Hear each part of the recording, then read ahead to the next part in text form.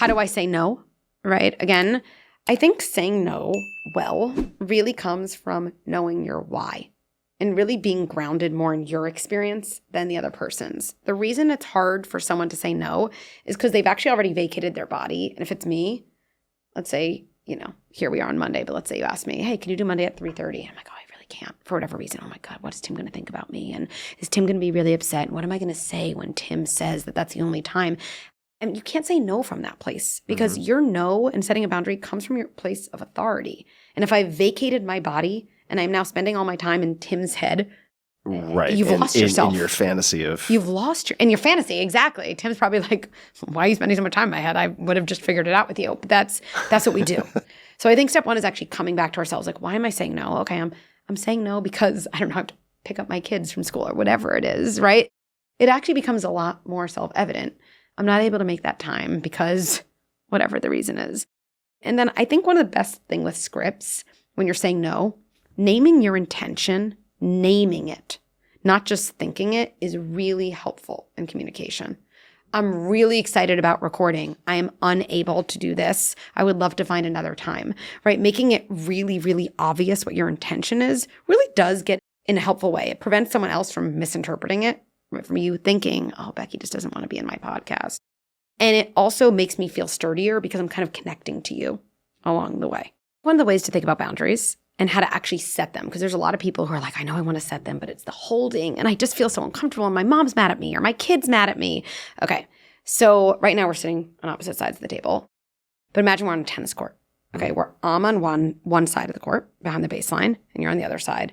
But instead of a net, I don't know, there's like a glass wall. So like I could see you, but whatever happens on your side would stay on your side. Okay. The reason boundaries become hard to hold is because I'm on my side setting a boundary. So maybe it's saying to my mom, oh, you want to come over to see the kids. It doesn't work for us. We have to find another day, right? Or maybe it's saying to my kids, oh, TV time is over. Or no, sweetie, we're here to buy a birthday present for your cousin, but I'm not going to buy anything else. You see that thing you want. That's my boundary. And on your side is your feelings. So if you're my mom, you're upset. Yep. And maybe your version of upset is guilting me. Who knows? Yeah. Right? And maybe if you're my kid in the toy store, you're upset. Probably your version is screaming meltdown or who knows what it is, right?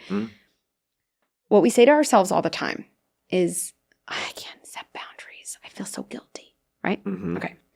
In my mind, guilt is a feeling you have when you're acting out of alignment with your values. That's why guilt is useful. If I yelled at a taxi on the way home tonight, I would feel guilty because that's not in my values to yell at anyone, definitely not someone trying to help me. That guilt would make me reflect. I wonder why I yelled. What could I have done differently? Useful. But it's interesting when people say, I set a boundary with my mom because I just need the alone family time, but I feel guilty. I said no to my kid because I don't want to buy them everything at a toy store and I feel guilty. It's not guilt. It's actually life-changing. It's not guilt because you're acting in alignment with your values. So then begs the question, what is it? It's our tendency to see other people's distress on their side of the tennis court.